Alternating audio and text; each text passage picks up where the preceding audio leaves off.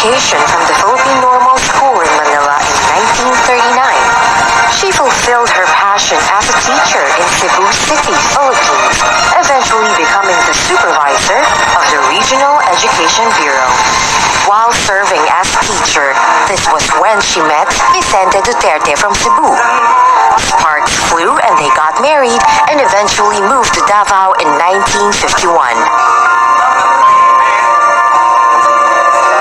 Taking on her new role as a wife, Nanay Suling still pursued her passion for teaching and has touched so many lives because of her compassionate ways of instruction. Allowing to take family life a sidestep, Nanay Suling was also the light of the Duterte family, a mother to 5 children, and wife to lawyer-politician husband Vicente. She inspired 3 generations of the Dutertes to fight for people's well-being.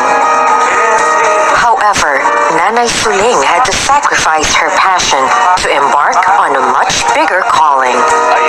In 1962, she retired as a supervisor after 23 years in the teaching profession to support her husband Vicente's new role as the governor of Davao. Siya ang nakahatag o kalambuan sa maong sityo.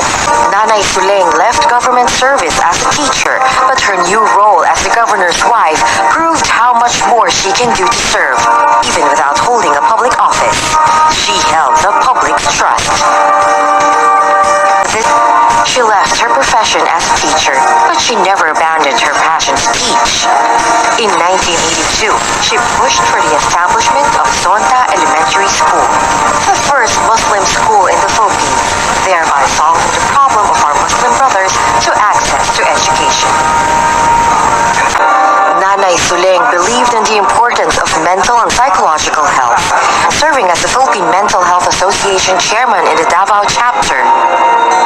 She spent 24 years creating projects, putting her words into action to promote psychological health. Nanay Suling also took care of social rehabilitation and the development of the people's skills. In 1996, she set up the Social Rehabilitation Fund, primarily organized to assist an individual the ability to earn and improve his future condition.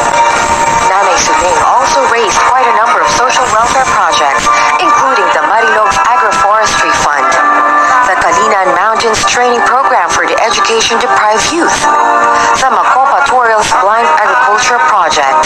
The hydropower installed by her foundation also helped solve some southern indigenous groups also look up to Nanay Suling and her touch of magic in transforming their lives.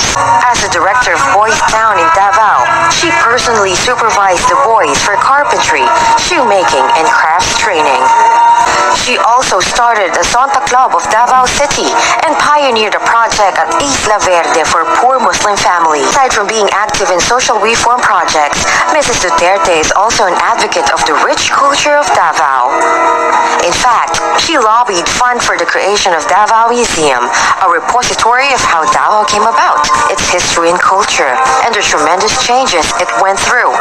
Nanay Suling refers to the province as heaven on earth. Someday when we are gone, all those who will come after us will know how Davao was made it is today.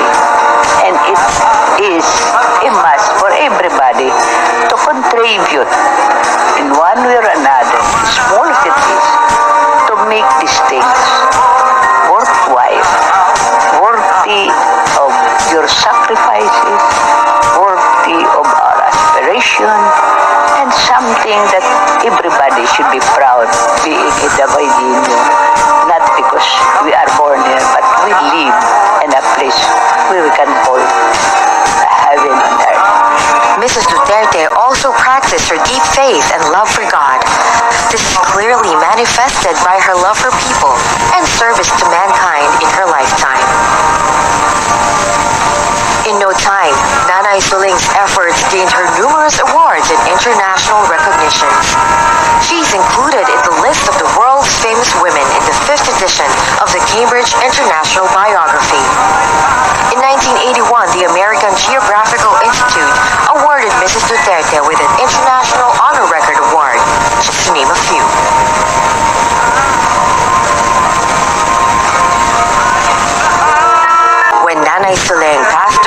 February 4, 2012.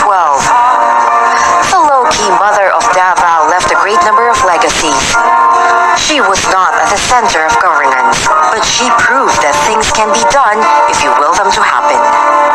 Her contributions to the political, educational, social, religious, and cultural life of Davao City is a collective story of a brave, courageous, and tireless woman who dedicated her life so that others may live in comfort. Nanay Suling is a good teacher to us. He's kind but also a strict teacher. He loved all students. They would identify themselves not there before the Mitsubishi or the Honda Mitsubishi company. I'm the student of Nanay Suling. To a loving mother, an advocate of social change, That there is no other person here that cares so much for the people. Davao City except you. She has been doing volunteer 25 years of her life in Davao City. All civic organizations, she's a member of all civic organizations. And she still doesn't get paid. She's a volunteer. Why would she get paid? She's a volunteer. Continued with all the programs of Nanay Suling that includes taking care of the young girls, young boys, the young boys town natin. We continue feeding the people, etc. and helping them and their needs, etc. Mga schools, etc.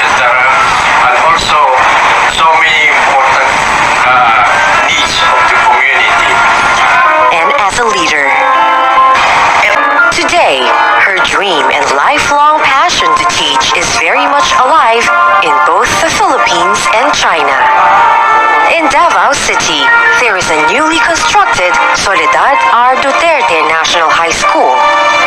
Moreover, in Fujian, China, where her ancestral house is, a college was built and named in honor of Nanay Suling, the Soledad College at the Fujian Normal University.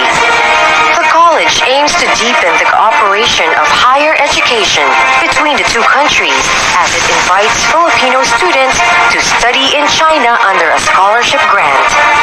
This year, Soledad College already has its 2 batches of